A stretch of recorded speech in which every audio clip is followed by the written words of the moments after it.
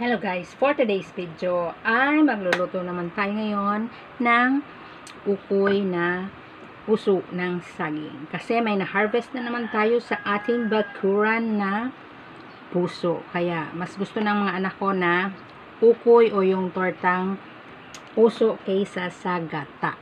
So, babalatan lang natin to and then i-slice. So, yan. Tanggalin, balatan, tanggalin.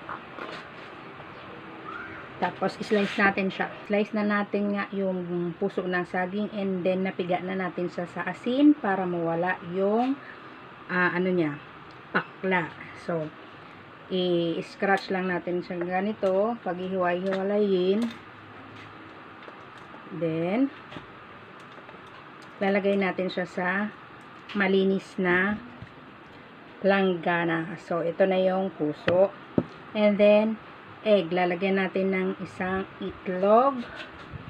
And then, syempre, the seasoning. Diba?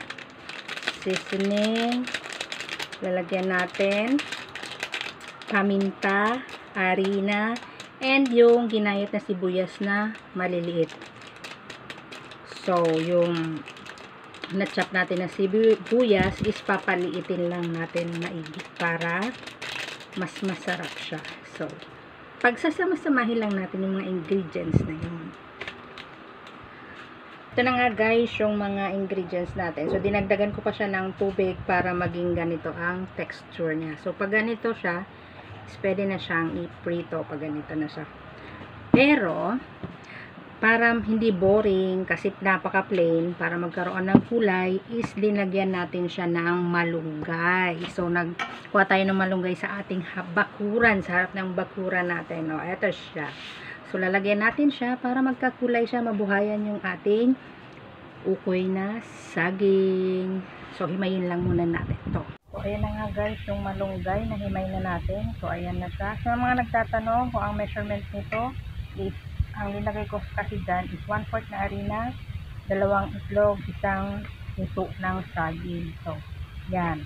Tapos, tubig. So, tansya-tansya nyo na lang guys kapag dapat ganito kasi siya. So, pag masyado naman malapot, dagdagan nyo na lang yung harina. Pag masyado naman ano yan, is dagdagan nyo yung tubig. O, basta dapat ganito. Para pag prinito nyo siya, medyo bigit-bigit. Okay, so ganyan. And ready to fry na yan siya guys. So ayan na nga guys, piniprito na natin yung iba. So yan yung una nating salang dito sa ating kawali. Ayun yung ating ukoy. So yan. Kasi ito na yung ating piniprito. Ayun lang natin siyang mag golden brown and then pwede na natin siyang balikin.